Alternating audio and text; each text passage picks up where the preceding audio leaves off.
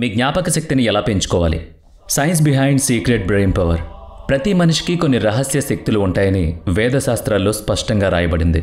ఆ రహస్య శక్తులకు వేదశాస్త్రం చక్రాలు అని పేరు పెట్టింది.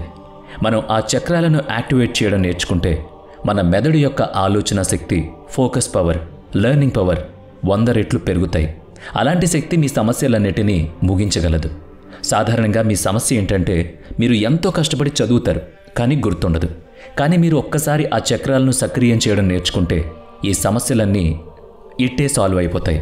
మీరు ఒకసారి చదివితే చాలు, ప్రతిదీ గుర్తుంచుకోవడం ప్రారంభిస్తారు. అయితే అది ఖచ్చితంగా నిజమేనా అనే ప్రశ్న మీకు వస్తుంది. అసలు ఈ చక్రాలు అంటే ఏంటి? అవి ఎలా యాక్టివ్ చేయబడతాయి? తెలుసుకుందాం పదండి. ఈ రోజుల్లో మన మెమొరీ పవర్ చాలా చెడిపోయింది. ఏ విషయాన్ని కూడా ఎక్కువసేపు గుర్తుపెట్టుకోలేకపోతున్నాం. ఇలా ఎందుకు జరుగుతుందో ఆలోచించండి. ఎందుకంటే నేటి కాలంలో మన జీవన విధానం పూర్తిగా మారిపోయింది. అయితే పాతకాలంలో ప్రజల జ్ఞాపక శక్తి, మెదడు శక్తి నేటి కాలం కంటే 100 రెట్లు ఎక్కువ. నేను మీకు ఒక కథ చెబుతాను. నాటి ఉత్తమ రాజుల్లో ఒకడాయన. ఆ రాజుకి మహమ్మద్ గోరి అనే శత్రువు ఉన్నాడు. మహమ్మద్ గోరి మహారాజా పృథ్వీరాజ్ చౌహాన్ యొక్క కళ్ళు తీసి అతన్ని ఒక పెద్ద మైదానంలో నిలబెట్టాడు. మహమ్మద్ గోరి ఇప్పుడు తాను ఏం చేయలేడని, ఏం చూడలేడని భావించాడు. ఆ ధైర్యంతోనే అతను పృథ్వీరాజ్ చౌహాన్ చేతికి విల్లు బాణమిచ్చాడు. ఇప్పుడు మహమ్మద్ గోరి నోటి నుంచి కొన్ని మాటలు పలికిన వెంటనే ఆ మాటల ధ్వని ప్రకారం పృథ్వీరాజ్ తన బాణాన్ని ఆ దిశలో ప్రయోగించాడు. అతను ఒక్క బాణం మాత్రమే ప్రయోగించాడు. అది సరాసరి మహమ్మద్ గోరి ఛాతికి తగిలి మహమ్మద్ గోరి చనిపోతాడు. ఇంత మేధాశక్తి ఆ రోజుల్లో ఉండేది. అటువంటి నైపుణ్యం నేటి కాలంలో ఎక్కడైనా చూసారా? కనీసం విన్నారా? ఖచ్చితంగా ఉండదు. ఎందుకంటే ఆ రోజుల్లో గొప్ప వ్యక్తులు తమ శరీరంలోని 7 చక్రాలను సక్రియం చేయడం ద్వారా విజయాలను పొందేవారు. అయితే ఈ 7 చక్రాలు ఏంటి, ఎలా ఉంటాయి? ఇదే ప్రశ్న కదా. కాబట్టి ముందుగా నేను మీకు వేదశాస్త్రం ప్రకారం 7 చక్రాలు ఏంటో శాస్త్రీయంగా చెబుతాను. 7 చక్రాలు ప్రాథమికంగా మన శరీరంలోని 7 భాగాలు. మన శరీరంలోని అనేక నరాలు వచ్చి ఒకే చోట కలుస్తాయి. మన శరీరం మొత్తం శక్తిని ఉత్పత్తి చేసే అటువంటి భాగమని చెప్పొచ్చు. ఇలాంటివి మొత్తం కలిపి 7 చక్రాలున్నాయి. ఇప్పుడు మీ మనసులో ఒక ప్రశ్న తప్పక తలెత్తుతుంది. 7 చక్రాలేంటి, వాటి పేర్లు ఏంటి అని. కాబట్టి మొదటిగా మనం 7 చక్రాలు ఏంటో తెలుసుకుందాం. మొదటి చక్రం మూల చక్రం, అంటే మూలాధారం. ఇది మీ శరీరం యొక్క మనుగడను రక్షించే ఒక చక్రం. అంటే మీరు జీవించడానికి సహాయపడే చక్రం. దీనివల్లే మీకు ఆకలి కూడా కలుగుతుంది. ఈ మొదటి చక్రం మీ శరీరం లోపల నుంచి పనిచేస్తుంది. ఇప్పుడు రెండవ చక్రం గురించి మాట్లాడుకుందాం. దీని పేరు సక్రల్ చక్రం, అంటే సవిధాన్. ఇది మీ సృజనాత్మకతకు సంబంధించింది. మీరు ఎంత సృజనాత్మకంగా ఉన్నారనే దానిపై ఆధారపడి ఉండే చక్రం. ఈ చక్రం యాక్టివేట్ అవ్వడం వలన కొంతమంది చాలా సృజనాత్మకంగా ఉంటారు. ఇప్పుడు మూడవ చక్రం గురించి మాట్లాడుకుందాం. ఈ మూడవ చక్రం పేరు మణిపూర.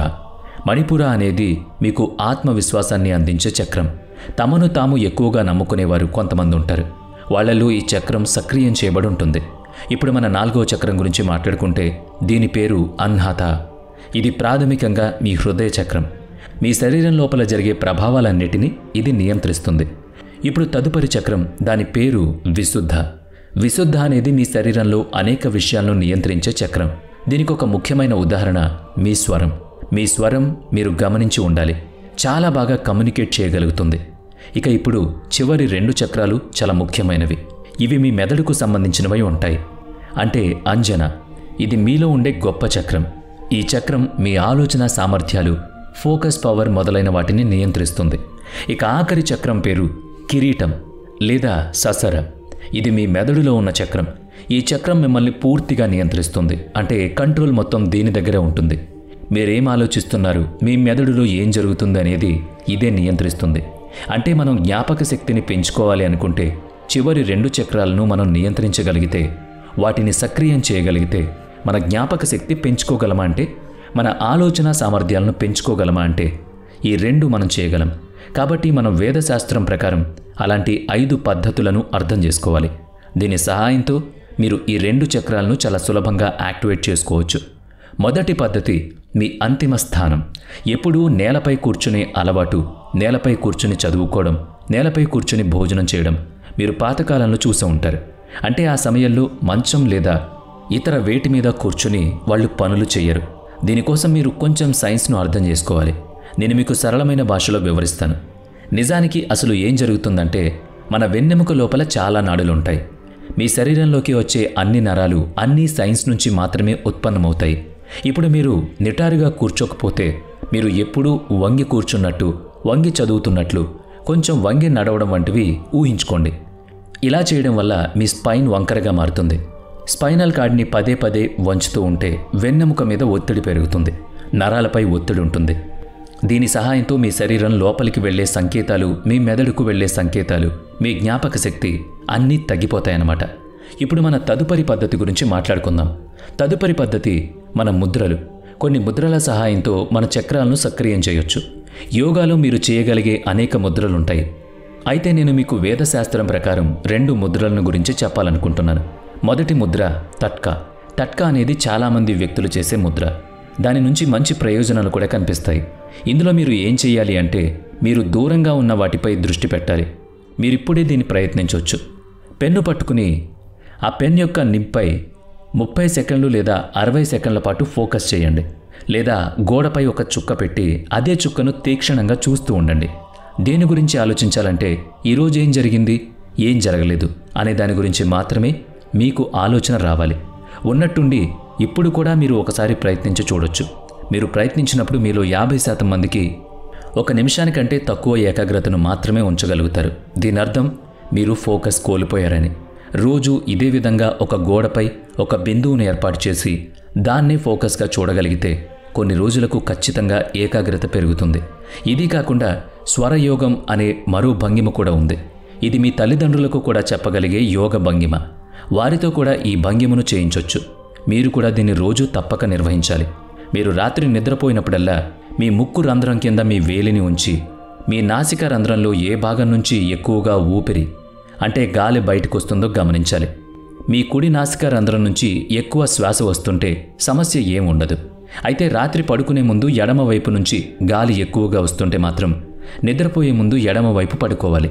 అలా ఎందుకు చేయాలంటే సైన్స్ ప్రకారం, అలానే ప్రాథమికంగా వేదశాస్త్రం ప్రకారం మీ ఎడమ వైపు నుంచి ఎక్కువ శ్వాస వచ్చినప్పుడు మీరు మీ ఎడమ వైపున నిద్రిస్తే చాలా వరకు ఆక్సిజన్ మీ గుండెకు చేరుతుంది. దాని కారణంగా గుండెపోటు వస్తుంది. నేను చెప్పినట్టు చేస్తే ఈ సమస్యలన్నీ తొలగిపోతాయి. కాబట్టి రోజు నిద్రపోయే ముందు ఏ ముక్కు రంధ్రం ఎక్కువ శ్వాస ఇస్తుందో చూసుకోండి. మీరు ఆ వైపు పడుకోవాలి. అది కుడివైపు నుంచి వస్తే పర్వాలేదు.